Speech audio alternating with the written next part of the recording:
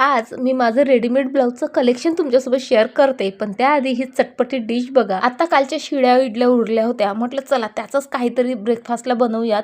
So आज त्या मी फोडणी देत आहे. तेल गरम झालं, जिरं मोहरी तडतडली की हिरव्या मिरच्या, कढीपत्ता, बारीक चिरलेला कांदा टोमॅटो घालून त्यामध्ये इडल्या टाकल्या. वरनं त्यावर थोडंसं जे आहे चिली फ्लेक्स, पिझ्झा हर्ब वगैरे ऍड केलं आणि इतक्या छान लागतात ना ह्या फोडणीच्या इडल्या. तुम्ही एकदा नक्की ट्राय करून आता बघा ना, घरात भरपूर जे आहे फरसाण होतं, पण ते काही खाल्ल्या जात नव्हतं म्हणून काचेच्या भरणीत म्हणजे काढून ठेवलं. डोळ्यासमोर असलं की मग खाल्ल्या जातं. नंतर खवा बनवण्यासाठी दूध गॅसवर ठेवला. आता ती प्रोसेस ना बरीच लेंदी आहे, म्हणून मध्ये ब्रेक घेत घेत गार्डन मध्ये जरा झाडांची प्रुनिंग केली आणि आता माझं स्वस्तात मस्त असं सुंदर रेडीमेड ब्लाऊजचं कलेक्शन तुमच्यासोबत शेअर करते आहे मी.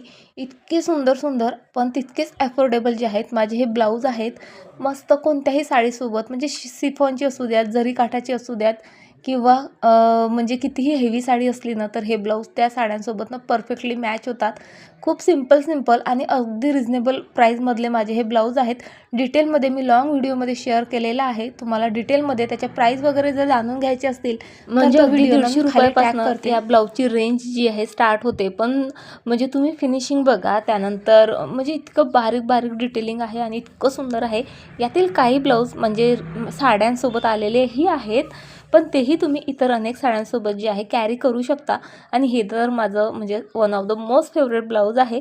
सो कसं वाटलं माझं ब्लाऊज कलेक्शन मला नक्की कमेंट करून सांगा. हिस्ट्री ही आहे, जसं हे ब्लाऊज जे आहे ते मी आरूच्या फ्रॉकपासून बनवलेलं आहे. चला बाय.